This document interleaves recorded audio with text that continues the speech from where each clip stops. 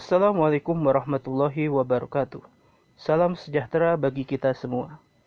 Pertama-tama marilah kita panjatkan puji serta syukur kita kehadirat Tuhan Yang Maha Esa. Karena hanya dengan bantuan Tuhanlah tugas kita satu persatu bisa diselesaikan.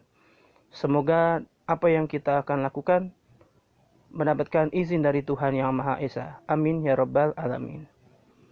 Pada kesempatan kali ini, kami kelompok 1 akan mempresentasikan salah satu tugas materi dari perkuliahan biologi umum, yaitu adalah jaringan tumbuhan. Adapun nama-nama anggota kelompok kami adalah sebagai berikut. Rizka Hanan Shalsabila, Tri Hardianti Syafa'ah, Rizky Maulana Yusuf, Esther Dosmauli Sinaga, Nugroho Adi Kuswanto, Lisda Aulia Astuti, dan Salem Panjaitan. Dan berikut adalah penjelasan mengenai materi jaringan tumbuhan dalam mata kuliah biologi umum. Selamat menyaksikan. Oke, sekarang kita masuk ke pengertian jaringan. Jaringan dalam biologi adalah sekumpulan sel yang memiliki bentuk dan fungsi yang sama. Jaringan yang berbeda akan bekerja sama membentuk organ. Nah, jaringan dipelajari dalam cabang biologi dinamakan histologi, sedangkan cabang biologi yang mempelajari berubahnya bentuk dan fungsi jaringan dalam hubungannya dengan penyakit disebut histopatologi. Organisme bertalu seperti alga atau ganggang dan fungi atau jamur tidak memiliki jaringan, meskipun dapat membentuk struktur-struktur khas mirip organ seperti tubuh buah dan sporofor. Sedangkan pada tumbuhan lemut memiliki jaringan yang jelas meski belum memiliki jaringan pembuluh yang jelas. Selanjutnya kita masuk ke jaringan tumbuhan. Jaringan pada tumbuhan relatif lebih homogen daripada jaringan pada hewan. Tumbuhan selalu bertambah masanya karena banyak sel-sel baru terbentuk untuk berbagai jaringan sebagai bentuk kompensasi banyaknya sel-sel yang mati. Nah, jaringan yang aktif memperbanyak diri dan tidak memiliki fungsi khusus disebut jaringan meristematik. Sedangkan jaringan yang telah mantap dengan fungsinya disebut jaringan tetap atau permanen. Selanjutnya kita masuk ke macam-macam jaringan. Yang pertama ada jaringan meristem. Jaringan meristem ini dapat dikelompokkan menurut letaknya dan terbagi menjadi 3 meristem. Yang pertama ada meristem apikal, ada meristem lateral, dan meristem interkalar. Meristem apikal ini dapat ditemukan di titik-titik tumbuh di ujung batang dan akar, sedangkan meristem lateral di bawah kulit kayu, dan meristem interkalar berada di tepi ruas atau buku, serta pada pangkal tangkai daun. Sifat khusus dari jaringan mudah yaitu sel-sel membentuk selalu mengadakan pembelahan yang disebut meristematik. Meristematik ini juga terbentuk apabila ada bagian tumbuhan yang terbuka karena terluka. A. Jaringan meristem primer. Jaringan ini merupakan perkembangan lebih lanjut dari pertumbuhan embrio. Contohnya ujung batang dan ujung akar. Meristem yang terdapat di ujung batang dan ujung akar disebut meristem apikal.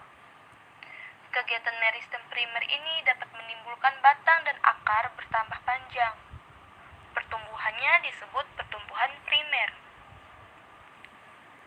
Bagian-bagian yang telah berdiferensiasi sebagian terdiri dari protoderm, yaitu bagian yang nanti membentuk jaringan epidermis sebagai jaringan pelindung, prokabium, yaitu bagian yang nanti membentuk jaringan berkas pengangkut, dan meristem dasar, yaitu bagian yang nanti membentuk jaringan dasar, misalkan parenkim dan empulur. B. Ada jaringan meristem sekunder. Jaringan meristem ini berasal dari jaringan dewasa, yaitu kambium dan kambium gabus. Pertumbuhan jaringan meristem sekunder disebut pertumbuhan sekunder. Pertumbuhan ini menimbulkan pertambahan besar tubuh tumbuhan. Meristem sekunder dibentuk oleh kambium dan fologen atau kambium gabus. A. Kambium. Sedangkan meristem lateral bentuknya seperti pipa atau merupakan berkas-berkas memanjang sejajar permukaan batang dan akar.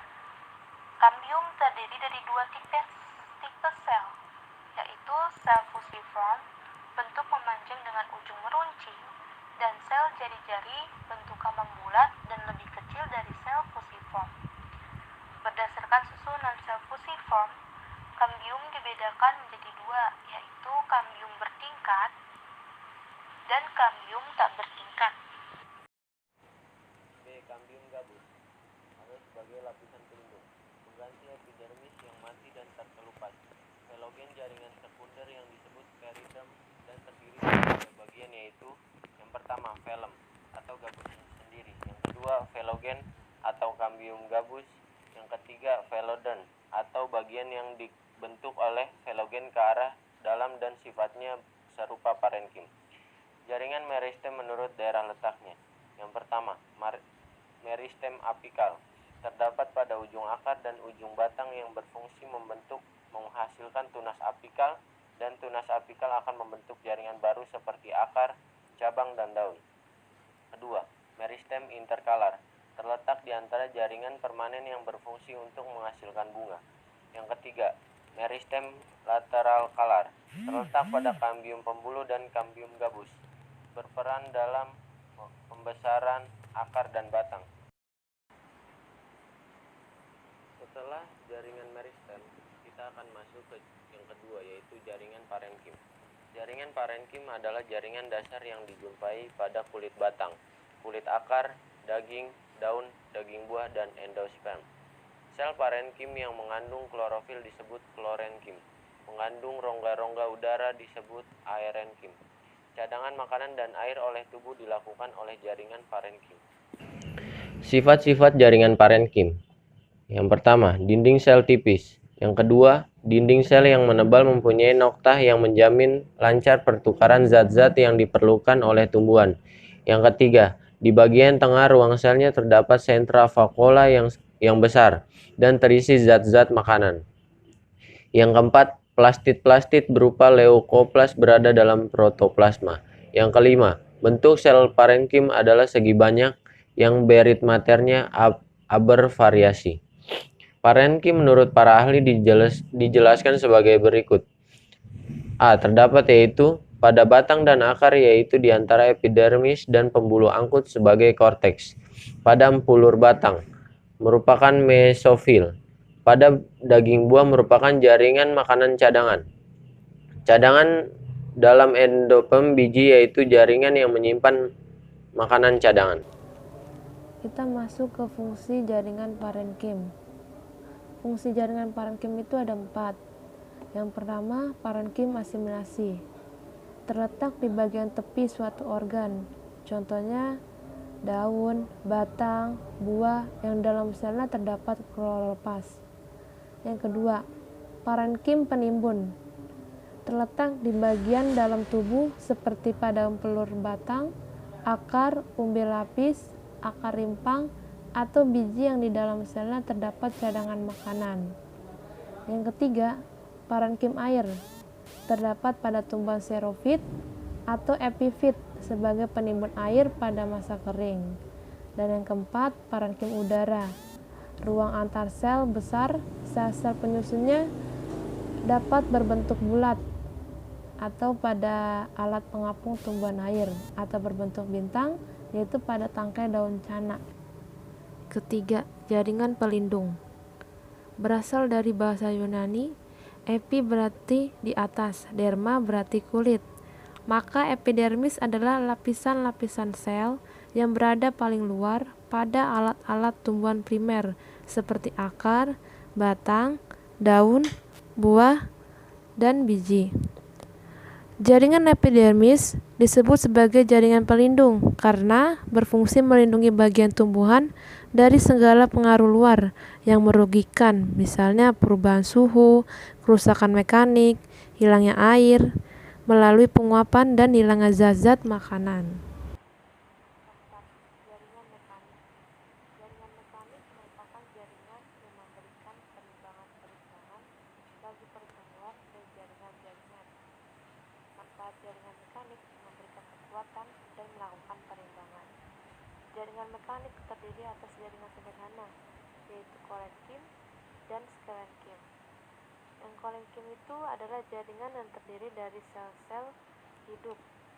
Fungsinya penguat pada organ muda atau tumbuhan lunak dan terletak di semua bagian tubuh kecuali batang dan daun monokotil. Dan yang kedua, sklerenkim.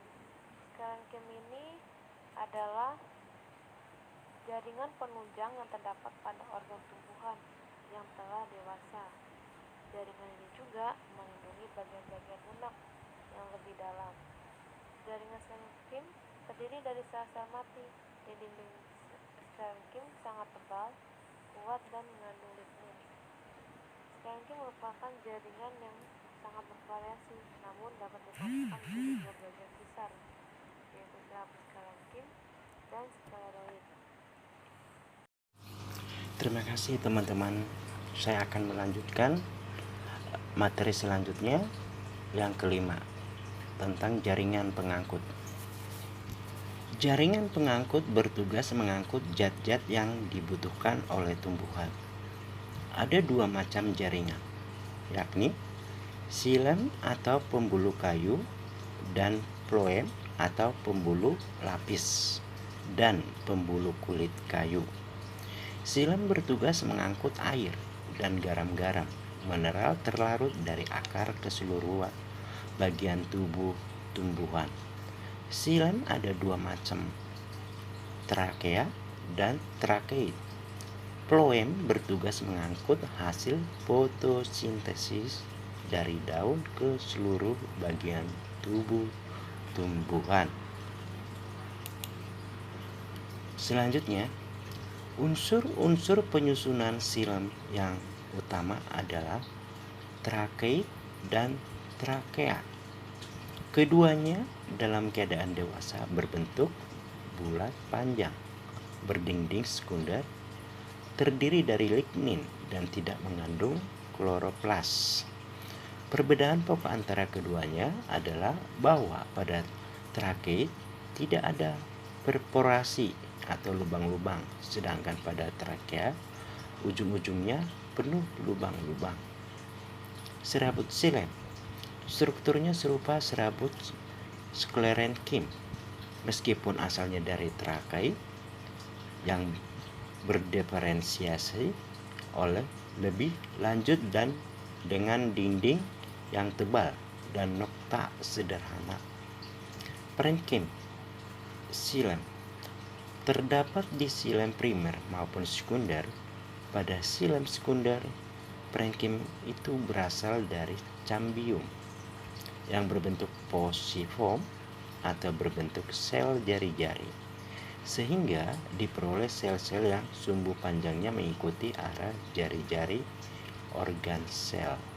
Sel parenkim ini mengandung berbagai senyawa, umumnya tepung dan lipid, karena parenkim berfungsi sebagai penimbun cadangan makanan. Yang B, phloem. Phloem tersebut oleh sel ayakan atau tapis, sel penggiring, sel parenkim kulit kayu, dan serabut kayu atau sel sklerenkim. Phloem berfungsi untuk mengangkut hasil fotosintesis ke seluruh bagian sel. Seperti 1. Pembuluh. Sifat khas khusus unsur pembuluh adalah adanya bidang tapisan pada dinding selnya, serta terdapatnya modifikasi protoplas yaitu nukleus. Yang kedua, sel pengiring. Sel-sel pembuluh pada dicotyledonea dan monocotyledonea biasanya diikuti oleh sel parenkim, khususnya disebut dengan sel pengiring. Yang ketiga, parenkim phloem. Sel parenkim ini secara fungsional berintegrasi dengan sel pengiring. Bentuk sel parenkim ini memanjang dan sumbu panjangnya sejajar dengan sumbu berkas pengangkut. Yang keempat, serabut. Serabut phloem terdapat baik di phloem primer maupun sekunder. Serabut ini segera berbentuk dinding sekunder setelah selesai pertumbuhan memanjangnya. Umumnya penebalan itu berupa lignin. Ada yang selulose.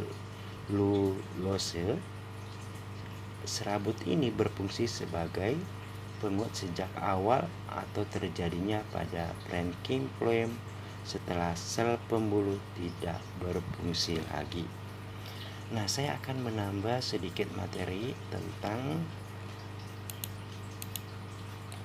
tentang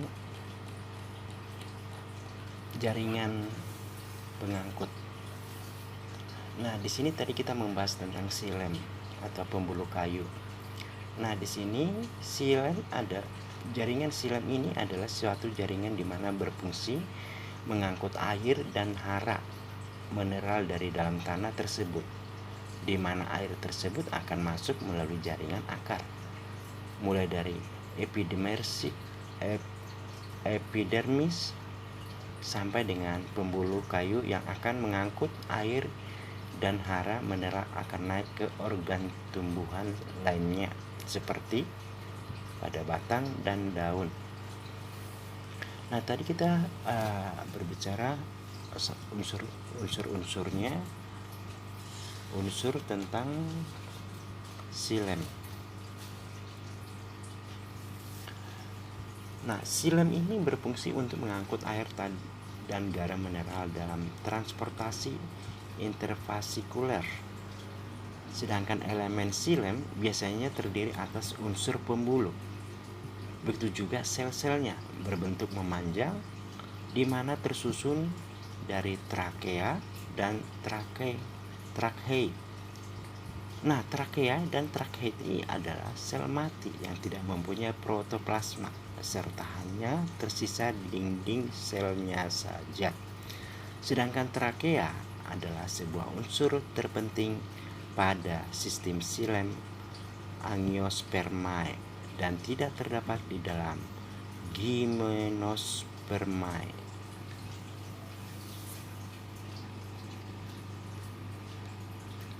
Nah, kita berbicara tentang fungsi jaringan pengangkut. Nah, di dalam ini mengangkut air dan unsur hara. Air adalah sebuah komponen penting bagi seluruh organisme, termasuk tumbuhan, di mana air berperan sebagai pelarut untuk menjalankan berbagai reaksi kimia pada tubuh. Air begitu dibutuhkan oleh tumbuhan, yaitu berguna menjaga tekanan turgor supaya bentuk sel tetap turgid. Karena saat terjadi penguapan, maka akan menyebabkan salah satu hilangnya air dari seluruh tubuh tumbuhan. Oleh karenanya, tumbuhan akan selalu mencari serta menyerap air dari sumber yang terdapat di dalam tanah. Akar tumbuhan akan terus tumbuh serta mendekati sumber air yang ada. Nah, tadi kita berbicara tentang fotosintesis. Nah, sekarang bagaimana cara mengangkut zat hasil proses fotosintesis?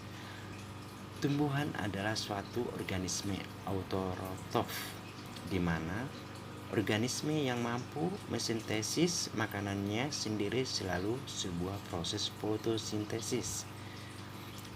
Nah, senyawa,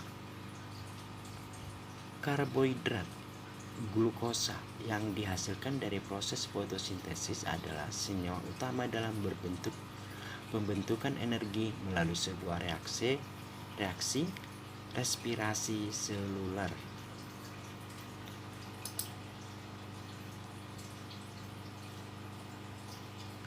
Nah, tadi berkas pengangkut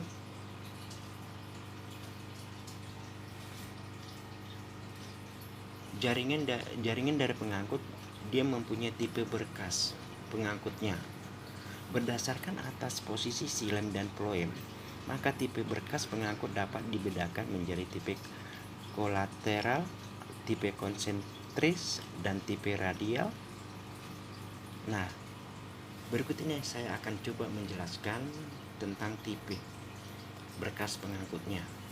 1. Tipe kolateral. Tipe kolateral ini dibedakan menjadi dua, yaitu kolateral terbuka dan kolateral tertutup. Kolateral terbuka artinya jika di antaranya silem dan floem terdapat kambium.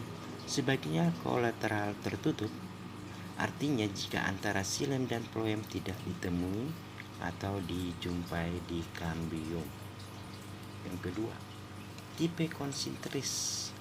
Tipe konsentris ini juga dibedakan menjadi dua, yaitu konsentris amipikral dan amifipasal.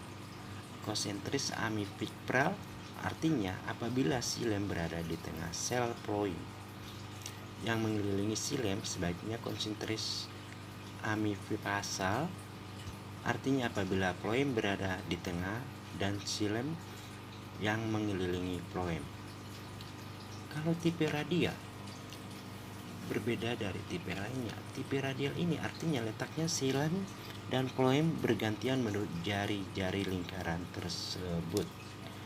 Nah, tadi kita sudah membahas tentang jaringan pengangkut, tentang floem, dan tentang unsur-unsur penyusun silem dan utamanya. Nah, sekarang apakah perbedaan sel-sel atas penyusunan jaringan pengangkut floem dengan silem? Saya akan coba memberikan penjelasan. 1.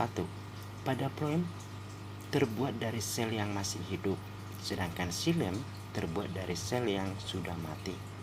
Yang kedua, pada floem bagian dinding terbuat dari selulosa di mana berukuran besar, sedangkan pada silem bagian dinding terbuat dari lignin di mana berukuran tipis.